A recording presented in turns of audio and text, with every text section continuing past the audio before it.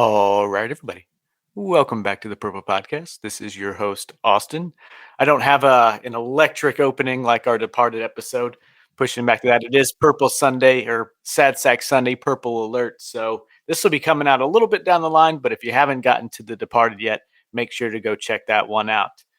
But we're back here with our Stranger Things Rewatch Series, this time going through episodes 5-8 of Season 1, the back half of Season 1. Fellas, welcome to the podcast, and let me know how'd that first season sit with you guys. Are you rocking and rolling now? How you feeling about this one? Man, I'm ready to keep going. I was upset that, once I finished episode 8, it was like, damn, I got to hold off until we get this conversation in before I can keep watching season 2. I mean, I'm ready to go, man. Yeah. I'm ready. I found myself really enjoying the series, and I think the latter half of this season, as you would expect, just picked up even more. So, yeah, bring it on, man. Yeah. Guys, if episode 8 or chapter 8 doesn't pick you up and make you want to watch season 2 of this, come on. That was every single episode chapter turns into one's better than the other. I told Austin number 8 was, wow, that was awesome. I'm going to say it now. I'm jumping the gun. Man, I love Hopper. That dude is an absolute badass. Oh, yeah. I'm hoping that, again, Kreskin moment, there's no way he can keep this momentum and keep me this fired up about what a great guy he is. He's gonna lose his stuff. I know it. I feel it. Yeah, I do. I love that dude. Golly. Yeah, well, he also has probably the saddest storyline of anything. Oh, absolutely. About his daughter that was gut-wrenching. Yeah, it gives you more and more in that down the stretch. But so they really were, they were, like you said, they were giving it to you, letting you see it all, and the kind of like, I guess, parallels between his daughter struggling to breathe, and then when we see Will's mom struggling to breathe, Joyce. So, I mean, you definitely felt that, man. Yeah, for sure. Picking up from the end of episode 4, I mean, I guess you would have just listened to this at some point.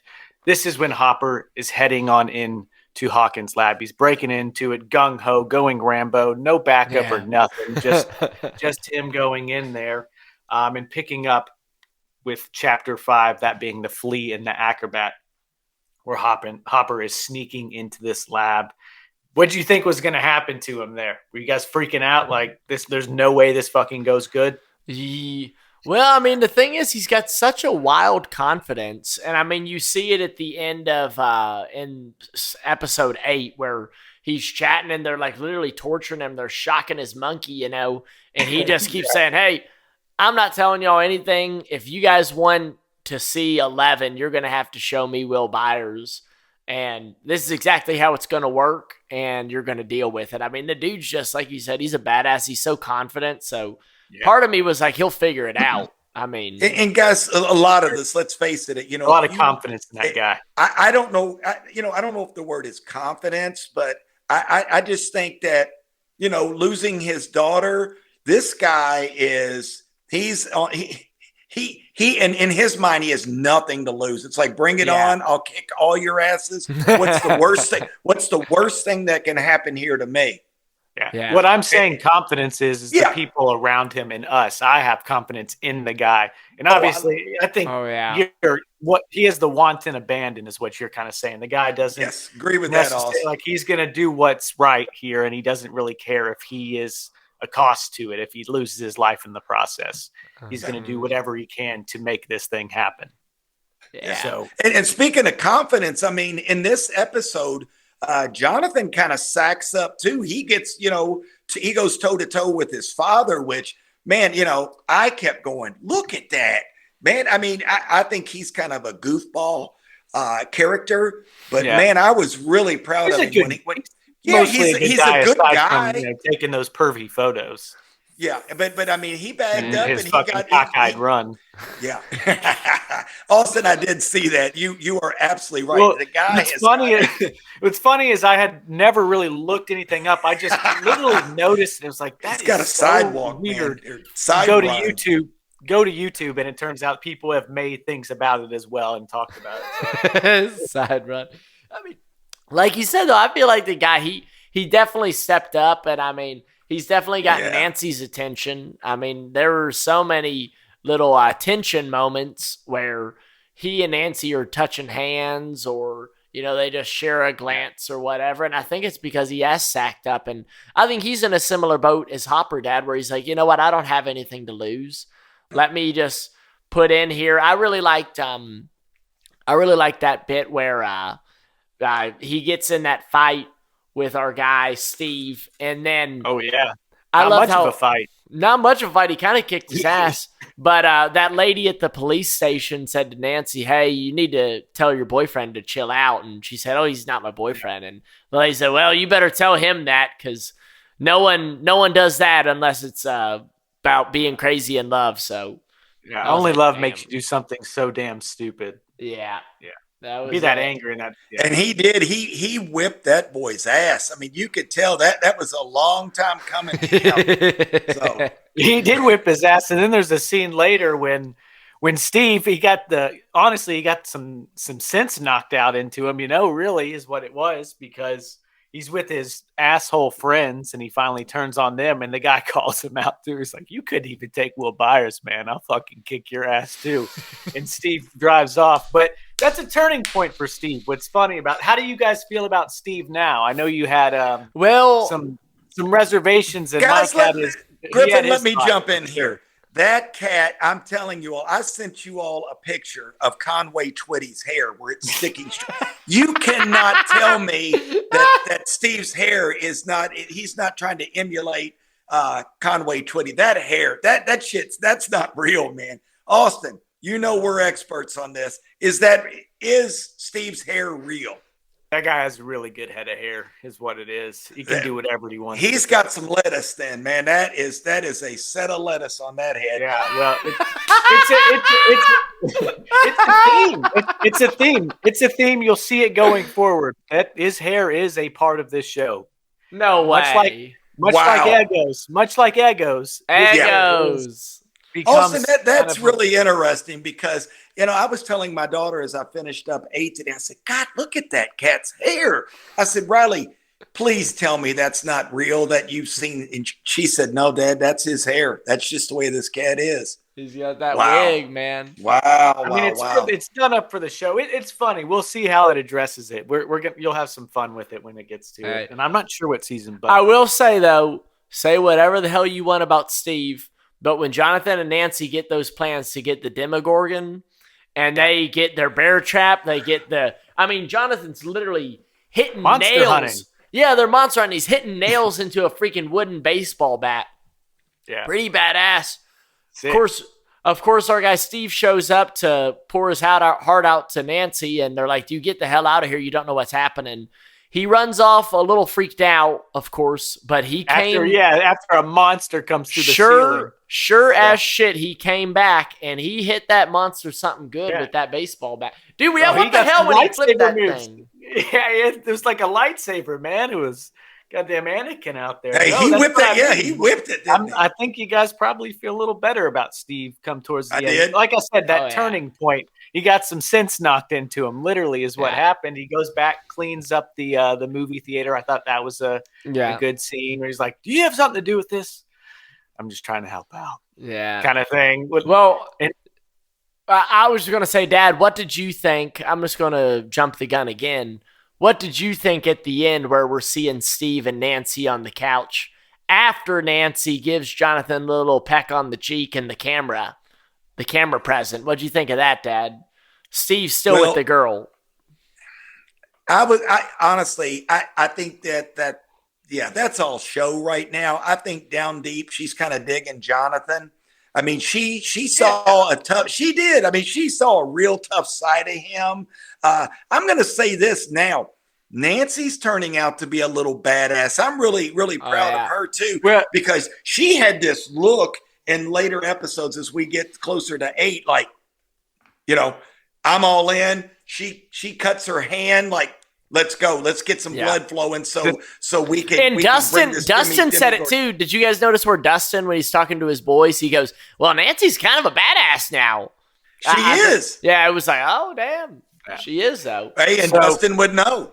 With Nancy and Jonathan, there's also an element that they're doing this very serious, real shit together, and that's obviously going to bring you closer together. Yes, it is. That first night, where we end episode 1 in chapter 5, or episode 5, chapter 5, where Nancy goes into that tree, Oh gosh. and that I think that's the big point with them after that, because obviously when we pick up the next episode, Jonathan gets her out and they go back to the house, and there's just a lot of bonding going on right there.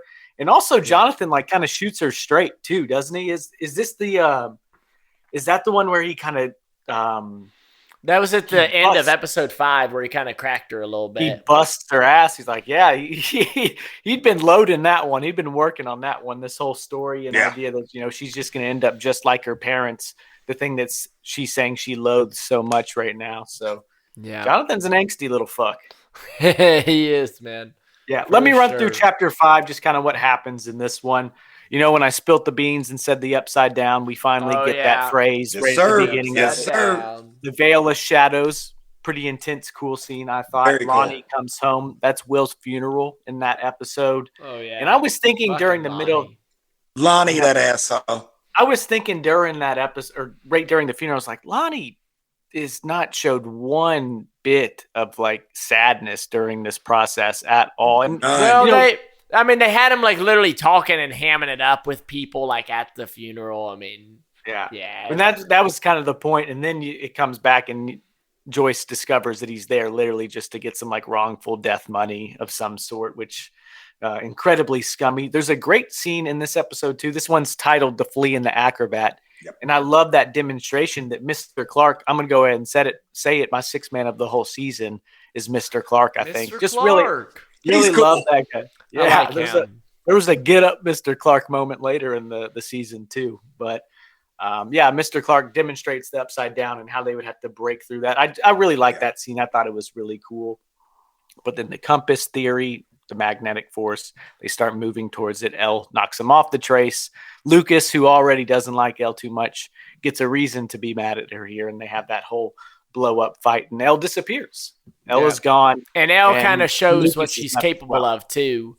And that just keeps building too, right? It starts with hitting Lucas against a bus or whatever, and kind of, another thing I didn't mention here. This is when Hopper gets knocked out, wakes up back at his house full of pills, finds the wire, and then goes to Joyce's and takes out every light bulb like a maniac. He's cranked, and says, "You were right the whole time. It was a fake." God, that was That's probably the heaviest. It was a fake body. You were right the whole time. What did it have inside of it? Not styrofoam, but cotton stuffing. It's just stuffing. Stuffing. Ugh. Yeah. God, what were you gonna say, Dad? You had something coming. Had some stuffing in him. Is what I was saying. Oh, well. Can you guys hear me? Yeah, you're kind of. Yeah, you're sounding a little funky, but that's all okay. Right. Well, that's just me this morning. That's all right. Well, I guess See, season. I would say that episode 5 for me got you into it. You keep pushing along, and it has been cool breaking the season up into 2 separate rounds, I guess. Yes, I really enjoyed it. But I'll say this: once I got to episode 6, I could have watched 7 and 8 in the same night. I had to kind of stop myself because it just started moving, and it was just feeling so good, man. The story just really started flowing. Griffin, let me throw this in there. Just a couple of things that are cool to me, being an 80s guy. I know you all are going to be like, oh, he's such a goofball, but that's all right. Did you all notice they referenced All the Right Moves, referring to Tom Cruise movie? Yeah, they've been doing that. They've been doing that because Nancy has that. I'm telling you, I'm seeing a lot of that throughout, which is cool to me. And did you notice the car that Jonathan got into to get that pistol? Griffin, if you remember, this is probably one of my low moments in time. But Dad bought that 442 that I had in the garage for 2 years trying to fix. That was a 442, guys. No way. Yeah. So, and it was the exact same year that I was working on. So I went, wow, look at that. That's what year was it? This one was actually, I think it was a 19. I said it was the same year. It wasn't. Mine was a 70. That was a 72. What an idiot. Man, I do kinda remember cool to that. me. I like how they keep referencing. You'll see one of the guys in Nike. I think it's Steve in Nike Cortez later on. I don't even know if you all shoes, but that was huge back in my day. So sorry to kind of disrupt the program here, but I had to throw that in a couple of 80s moments. You're on the program. Yeah, that's good stuff, man. Good work, Mike. Do you guys have a favorite episode of the back half? See, episode 8. Episode 8 is so. I mean, incredible. What did y'all think? I mean, how amped up were you guys when 11 for one gets that one chick who's been a total asshole the whole season? Yeah, you know that investigator, I guess, with Hawkins, and she just freezes her, and you see that blood coming out of her eyes, and it's like, oh shit, 11. It's like, I mean, 11 just torched her. So you have that moment where you're like, damn, 11's a little kick ass. And blow their brains out from the inside. Let me say this. The kids are using that slingshot and they're shooting at the Demogorgon and they're shooting. Austin, what did they call it? They called it something else. It wasn't wrist rocket. Wrist rocket. Wrist rocket. The wrist rocket. I kept going, boys, that is so stupid. It's not going to work. It's not going to work. And then all of a sudden, you see that Demogorgon slammed up against the wall and you're like, oh shit, it worked. And my daughter was in the room with me at the time and she goes, Dad, that's L slamming his ass up against the wall. I went, oh, look at it. She has that little demonic look of her. She is such a badass. God, that kid is great actress. Yeah, she does great. What an intense scene. You know, when she walks up, the music's playing. And she gives this look back, and I like it. I thought of the Fellowship of the Ring, actually, when Frodo looks at Merry and Pippin, and they're like, "What's he doing?"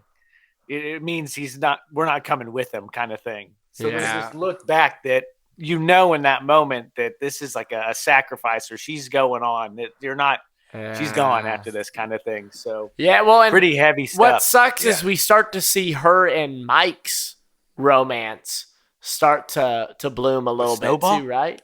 Snowball dance. Mike gets in a little kiss, doesn't he? Yeah, Mike snuck one, didn't he? He went for it. I went, whoa, look at little Mikey go. Yeah, and I think Elle, I think she was kind of swept off her feet a little bit too. She seemed to be enjoying it. What about that moment where she doesn't have the wig and he's like, you don't need it. She said, still pretty? And he said, yeah. That was so cute.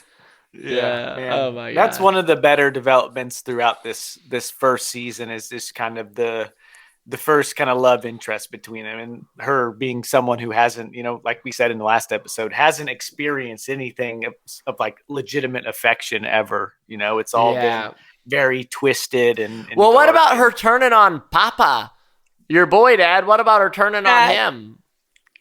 I Vision Quest. Yes.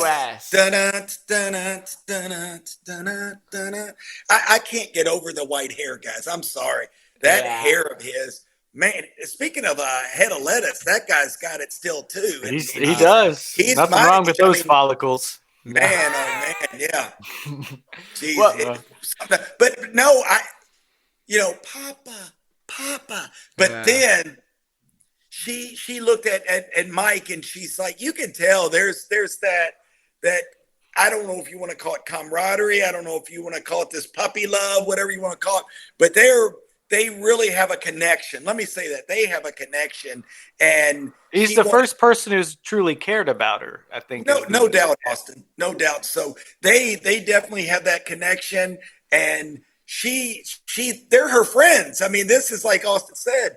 They're her friends, and she is really sticking it out there for them. And it's what about the guys? If you want her, you're gonna have to kill us. and they just immediately get grabbed and taken. So like, obviously they were out. That was Dustin that said that. It God, was. He's such a badass. Yeah, Dustin's cool, and he's had a lot of moments too where he's like, "Guys, you guys are idiots. Why are you being so stupid? Like this is so obvious." Let's talk about episode 6 or chapter 6 here, the monster. In that one, that's when Lucas, like we said, has had the falling out. He's separated from them. Elle has run away at this point. So Dustin and Mike get a lot of time together, and I think there's a really nice scene in that where Dustin's like, I understand Lucas is your best friend. You know, I got here late kind of thing, talking about how Lucas is jealous because of Elle. That's why there's this whole internal rift. You know, he's the glue guy. Dustin is the glue guy for these friends. But Mike says that in that, you know, screw your whatever thought process, whatever it is, you're my best friend too. So I think that was really cool. And I think that hit Dustin well because he had some legitimate reasons and there would be a thought to that. And that's kind of a dynamic between friends. Who is your best friend? I've always kind of been more of Mike's kind of mindset that like, you're all my best friends kind of thing. You know? For sure. But Austin, you said it from the get-go. Episode 6, chapter 6, that is when we actually see the monster. That's when you go, damn, look at that ugly cauliflower head looking thing. I mean, that was wild. I mean, it really just, whoa, here we go. We get to finally see, you know, I guess. Also, we get to hear a great song. Griff? What was the song? I wear my sunglasses at night. I can. I loved it, man. And then, that song rocks. Joyce. I got to throw these 80s moments in because this is what's fun for me about this show. Because you said we don't know shit about the 80s last episode. You made that very clear. Yes. Pinto. You all know what a Pinto is. It's a car. I mean, It's the one that had the blow up engine. The engine was in the back or something. No, it had it where in the back end of it, it was something that combusted. You know, it was the gas tank, guys. It wasn't the engine. It was the gas tank was blowing up if you ran into the back end of them. So, been in a couple of Pintos in my time, man. Golly, what about what about how when we get Elle in that sensory deprivation chamber, which is just a blow-up pool with 1,000 pounds of salt or whatever, we find out, Nancy finds out that her girl ain't coming back. Oh, what do we think of that? Yeah, old Barb. What do they say in Holes? Vulture food or something. Oh, yeah. You're right. Vulture food. Yeah, she was done for. Oh, yeah. Well, you get that slug that, like, goes across her or comes out her nose or something. Yeah, Barb. Justice for Barb. She's out of here. Is she the sad sack of the season? Barb. Yes. Barb is definitely the sad sack. Yeah. I had Jonathan Byers, but like we said, I think he's moving forward, but he is a sack for sure. He could definitely be a sad sack himself. And then Benny, our boy Benny, did they really need to kill him? No, they did. They don't kill anyone else. Hawkins Lab, like they go around and they talk to everyone else. I thought Mr. Clark was going to catch it for one point when she showed up at his. Oh yeah. And why did they have to kill Benny? Like they didn't kill Hopper when maybe he was too intimidating because he's a bigger dude. They're intimidated. Who knows, man? That's a good question. Why did they have to kill Benny? Yeah. You know that dude made a good burger. Golly, they were pressing it first, maybe. Maybe like, oh, maybe we don't have to be so bad about this. But the end of episode 6 is when Elle saves Mike. How about that? I was about to say, what an awesome moment, man. When she comes back in that music, and that was what kind of got he jumps off the cliff. Dustin. He jumps off that cliff. Our friend is crazy and she'll fucking kill you. Does he say fucking? No, she says she'll kill you, you sons of bitches. Yeah, I was about to say, probably don't use that word with him, but no, I don't think there's been that yet, Austin. Sorry, you can't. He did. Austin, what are you drinking this morning? It was a cold brew coffee. Cold brew. What are you drinking, Dad? Did you have any coffee this morning? Tons of coffee this morning. What are you drinking right now? Chock full of nuts, or you got some Folgers? I got chock. Are you talking about? I was going to say Austin always has great coffee. What do you have, Dad? What are you drinking? We had nothing special this morning. What's wrong with that? I got right now, boys. I'll tell you what. I got this Dunkin' Donuts blend for the season, and it's like this kind of pumpkin spice stuff. And the thing is, it's actually pretty mild. It's very good, and it's a lighter roast. It's very good, and it's Dunkin'. Get you some Dunkin'. That's about the only thing you've got in your house to drink and or eat. Believe me. Yeah. Say what you want. Except for unseasoned chicken and rice. What? And bean sprouts and whatever that other stuff is. What about Austin? So, yeah, Mike steps off that cliff, right? He steps off. Yeah. What are you guys thinking in that moment? Are you just like, what's going to happen? Even the main bully's friend is like, dude, I don't think this is a good idea. It's like, this kid, let's think about, what's his name, Troy or Tony or what, it was something like that. Maybe Troy is from the Goonies. Maybe his name's Troy though. It might be, but this kid is literally like going to commit like murder here. Like, at least be manslaughter. Yeah. Like he is, this kid's going to die if you make him jump off. And Mike does it too. I mean, did Mike, here's a question. You're going to die. Here's a question. Did Mike know that Elle was going to save him? Did he know? No. You don't think so? No, which I guess makes it heavier, man. He just is. I mean, I think that's what makes the scene is he had no idea. I mean, they didn't even know like, she. Yeah, she stopped him, man. He just kind of that was so cool. It was really cool how Elle stepped up to the plate and she got those dudes. Yeah. she broke the one guy's arm, just fucking snapped his arm. It was like, I don't know if you guys will have enough just kind of like recall ability with this, but is there like a moment where Elle's used her powers that was the coolest use of them to you all? Because it was definitely when she killed that one lady for me. It was like no doubt she had blood running down her eyes. And you thought they were going to get those boys. Yeah, and then when she just stopped them in their tracks, and it was just like, oh, damn, she's nasty like that. She won't just not play. Oh, we haven't even spoken about this, guys. We meet Elle's mom. Yeah, and Elle's mom knows. Yes. She knows that she had this kid with these telekinetic powers. Yeah. And, of course, Hawkins has made her out to be this nut job because you don't understand. It's so easy to. She miscarried in the third trimester. Yeah, they're trying to say the kid never existed, but it never existed. Don't you think Hopper put it together? Yeah, they all did. They're chasing the wrong kid. They do that at the end.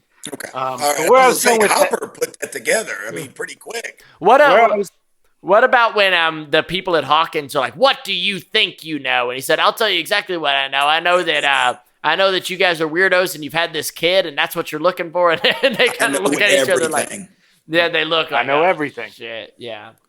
Gosh, where I was going with love that. The use of Elle's powers, the start of episode 7, chapter 7, the bathtub, we have Hawkins Lab nearing in on the crew. So Mike, Dustin, and Elle have reunited at this point, and they're riding bikes. Lucas is joining back on the team, telling them that they're coming, because he ran off on his own. The bad men, what he said, the bad men are coming. The bad men are coming. And Elle flips that van. That's one of the more signature scenes of the whole season. For sure, like an awesome use of powers when they're going, and it's enough to bring Lucas to the the good side. There, he's like, that was awesome. He has that, and that's right. Lucas's turning point, and they're kind of back on it too. Yeah, and he and Mike make up, of course. I was gonna say the little handshake they do. Yeah, exactly. Not much else from that second one. That's the bathtub, the sleep deprivation tank. That's that's the one. Elle says, "Hey, I can find them." What about? I thought it was really sweet how Joyce was there for Elle during those scenes too. I thought she really took care of her and made sure that she was comfortable. And I really liked that aspect of Joyce's character development. I just thought that was really cool how she was making sure that Elle was totally comfortable and she took care of her. Yep, no doubt. We already kind of said our favorite episode, didn't we? I mean, it's 8. It's 8 for me. What about favorite characters? Favorite characters. I mean, I'll let you smack it out of the park, Dad. Smack it out. Guys. That ass. Grand slam. Ooh, he licked his fingers. Yes. Woo! Hey, my dude is Hopper. I love this guy. guys, I put down here, I said, the dude's a baller, shot caller. I just love him. I just love the guy. He negotiated with those guys. He knew exactly what to do. And when he walks in with Joyce and they're taking off her handcuffs, she looks at him like, how the hell did you do this? He goes, we came up with an agreement. Yeah. And he's looking at her. And I mean, this is stuff that I would say to someone is, hey, we came to an agreement. We don't remember anything. We're going to go in. We're going to get your son. Nothing ever happened here. And you know what? We're going to go on with our lives. We're going to forget this ever happened. And I just thought it was so cool of him that he is, again, I really feel like he has nothing to lose. Cool as a cucumber. He is so cool. And let me say this, and I'll turn it over to you guys. At the very end, when the agents came up, they pulled up in the car and they get him. Did you see he's smoking his Camel and there's no no fear. He's like, cool. He just gets in the back. Did you see how big his ass was? He got in that car and it's like he filled up the whole back seat. He's a big dude. Well, I mean, what I love is he's so ready at any point to just punch a dude in the face and just like take it over because he is a big dude and he can handle it like that. He's got it covered, man. So yeah. I love that. I just, guys, I'm going to say it again. I think the guy's going to disappoint us, but man, right now he is absolutely my guy. So I'll say he's my favorite right now. And let me just tidbit here again. I said it earlier. Nancy's coming on. I think the Nancy Jonathan, that's going to be an interesting dynamic throughout this series. You took it out of my mouth, Dad, because like I love a lot of these characters. I think if I can do two, I want to pick Nancy and Jonathan because especially the way they came together as a team in those latter. Well, I mean, it was the whole second half of the season.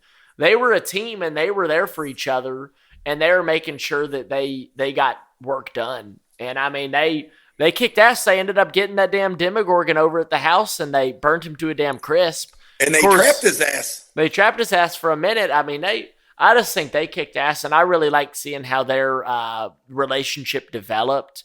And I thought it was really nice for Jonathan to kind of get a little bit of that, just a little bit of that respect, because he got a win, Griffin. He got a bit of a win, and he was due. And Nancy recognizes it too. So I think that's been pretty cool myself, and that's kind of where my head goes. As much as I crack on Jonathan, he did have one of the funnier lines of the season. It's at the very end once Will has actually come home. They're playing D&D in the basement, and they're having fun again. It's good to see the boys back where the whole season started too, back together again for sure. And we'll have to talk a little bit about that part when Will is getting the thing ripped out of his throat and see how you guys felt about that. Oh gosh, yeah. But in that last scene, Jonathan comes down to get Will finally. He's like, oh, it smells. You guys been playing games all day or just farting? Everyone threw Dustin under the bus. That's Dustin. Yeah, Dustin. They just all started laughing. So I thought it was pretty funny because that basement would smell too, coming back to that 70s show type basement, just stewing down there. Stewing. Yeah.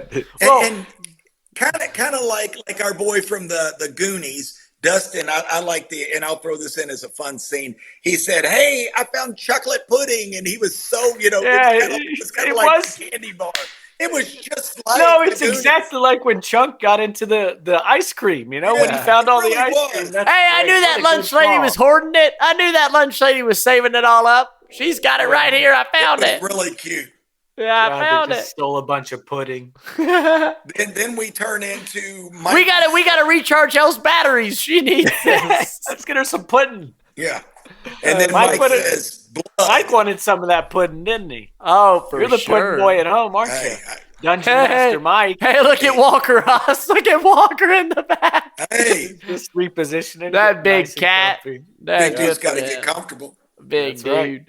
Well, Oz, who's your favorite character, man? Absolutely. My favorite character, it's probably got to be Hopper. I like Mike. Hot.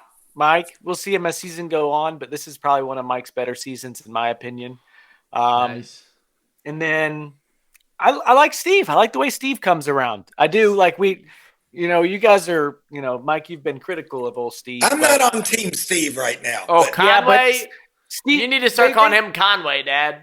They say he's cheating. I was watching this video. They said he's a Pratt that has his heart in the right place. So you got to at least give him that. He came back. He didn't run off. He fought with him. He could have run. Like he turned up. He turned up. That scene was sick. Give the man credit. He swung that bat, man. He did. He looked good with that bat. He did. So I like Steve as a sixth man. I already said Mr. Clark. Sad sack of the movie we discussed as well. Let's do themes and things, fellas, and then we'll kind of talk about what we expect from next season, kind of thing, and just wrap it on up. I would say that we get obviously that mystery; it's still there. We get some resolution. We haven't even spoken about this. I mean, we've mentioned it, but Will is recovered. Hopper and Joyce. Hopper comes to the agreement with Hawkins Lab, and they let him and Joyce go into the Upside Down to actually recover Will. And we see Will up on a wall with that damn thing digging his heels in. It was super. Here's the thing. It was super similar to The Last of Us, I think, in the cordyceps. I mean, it looked like those spores. It did. Super similar, but it's an organism of some sort. What did you guys think when Hopper's pulling that thing out of his neck? And you can tell he's just motivated. He's thinking about his daughter. He's like, how can I save this kid to get just a little bit of that resolution? He wanted a little bit of, I can't even think of the word, Austin. What is that? You need vindication. I don't know. No. What's that called? He needed that closure. He needed closure, man. He just wanted a little bit of closure. So, he rips it out. He's telling Joyce, hey, this is how you got to revive him. You gotta. And he's crushing that kid's ribs. Like, oh my God. CPR scene is intense. And he's pushing, and then Will's not giving him anything in his head. He's thinking about his daughter. He just wants it so bad. He starts punching the hell out of him, just trying to get him to go. And the kid just coughs up, and it's like, he got his moment, man. And we get Will back. Which was unbelievable. I got another Fellowship of the Ring similarity when Will is in the hospital and the boys get to come in and they're going 1,000,000 miles per hour. It's like Frodo once he's gotten to Rivendell. Oh, all the hobbits get to come in. That was such a sweet moment. That was so great. All the boys get to see him, and they're, old Dustin's like, hey, this girl was crying at your funeral, man. Yeah.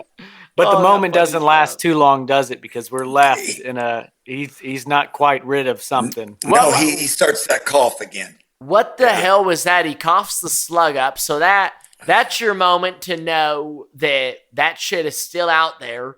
And then all of a sudden he's in the Upside Down. What the hell was that? Literally transitioned into the Upside Down for just a split second and comes back to reality. What was that? I mean, how's that work? Is he in a dream right now? Like, what did you think, Dad? Were you kind of like, what's happening? No, I think this thing's got, it's still inside of him. Obviously, if he's spitting up a nasty ass slug, there's something still in him, and I don't want to say it's taken over, but when you're having glimpses like that, you've got to think that this is going to become part of his of his life, that, hey, I'm going to see more of these spores, organisms, whatever you want to call it. How about this one, guys? There's 4 more seasons to come. Yeah, there you go. Crazy. Well, you all said, what's the theme? The theme to me is, and I wrote, the story continues. Because what are we left with? What are we left with in the woods? Austin, let me ask you this. And you all, this will maybe be a great reel. You all can make fun of me. But did Hopper see something when he was in the Upside Down of his daughters, or did I just dream that? Oh. Did he see something? Did that just remind him? Did that just remind him? I think that's all I thought it was. Is that he was getting? It was a reminder. I saw that and I went, "Oh my God!" Oh, I wondered too, Dad. I was like, "Is this like a dream world where like all of these things go?" I want him so bad to get. You could tell he had a great life at one point. He looked really happy. I mean, his wife, she looked like a pretty wife, and looked like his his kid was just this adorable little girl. He looked such a happy man to see him where he is now, where let's face it, he doesn't give a shit. Well, it's brutal when they show him in the stairway, like after comforting his child, just breaking down. It's horrible. God. Yeah, well, you felt it. You don't have a choice in that stuff, and it could happen just like that. Like I said, though, man, him bringing Will back, I thought was this great moment, and of course, that's why I say vindicated, where there was just kind of some sort of redemption or something. And let's not fool ourselves, boys. There's a little chemistry cooking up between Joyce and Hopper too, right? You seeing a little bit of that cooking, Dad? Absolutely. Are you sniffing that? Yes, I am smelling. I think it's still simmering right now, though. It's still simmering, but it's sniff it out. Other themes, Austin, monster hunting.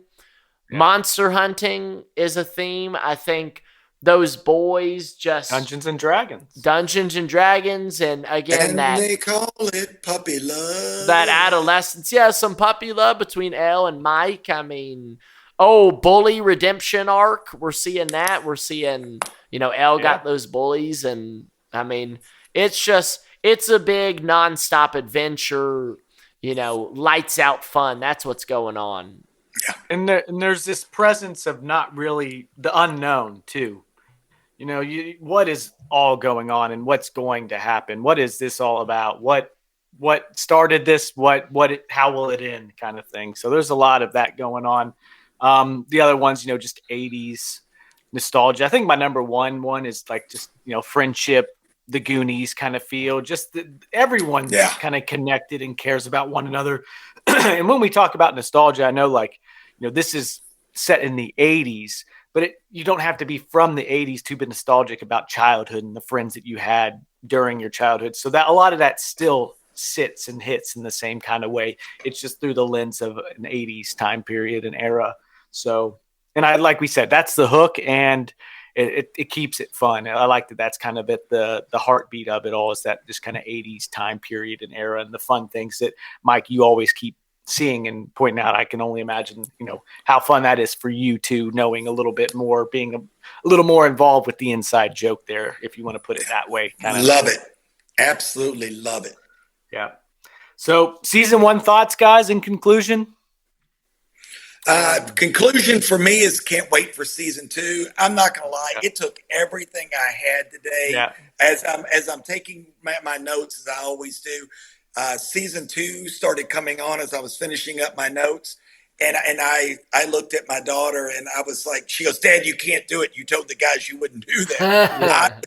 I had not to start that up, and just so I could just have a little tidbit of what's going on. Yeah. As soon as we're done here, I'm back in the back in the studio.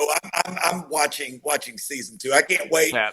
Austin, thank you, buddy. This is a good one, man. You picked a home run. Not only this one, you kicked ass with The Departed. I can't act like this one was a deep track or anything. It is Netflix's most successful series, so probably for good reason, right? This is not one that I would normally watch. I mean, the shows that I like the Terminal List on Prime. I like that, but The Accountant. I love The Accountant. But this one, anything to do with a little bang bang, I'm in. But Austin, well done. The Departed. I hope everybody listening to The Departed, or if they haven't already, you gotta listen. You're missing out if you haven't watched The Departed. I'll tell you what. I think by far. Do you guys think was that one of our best episodes, boys? I think that was. We were lighting it. We were on fire. We lit it up. Austin, like I told you after we wrapped up, I thought you nailed it. I don't know what you were drinking that day, but you were. Wow, you were on fire, son. Good job. Absolutely. Yeah, boys, I think we're just moving along at a great clip. I'm loving getting this extra element in, Austin. Stranger Things, watching some shows and some movies. We got it pouring in for sure. Yes, sir.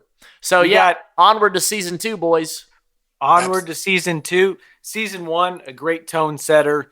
In season 2, I really, if looking through your all's point of view, you probably have no clue where it goes. Somehow or another, we're going to be fighting this similar enemy of sorts, right? There's something still there.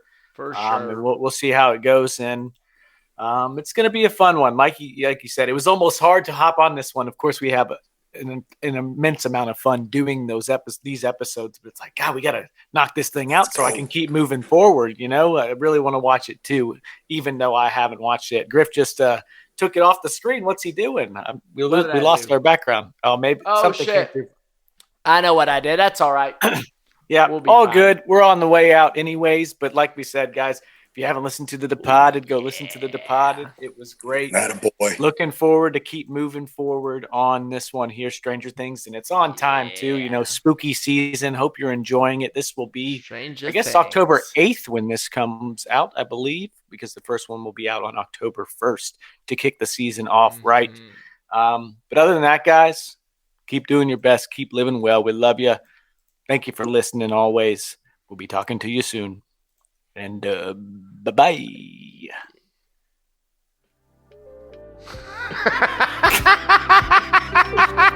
Look at this guy. It's working. Mike, what did he do? Dun, dun, dun, dun, dun, dun.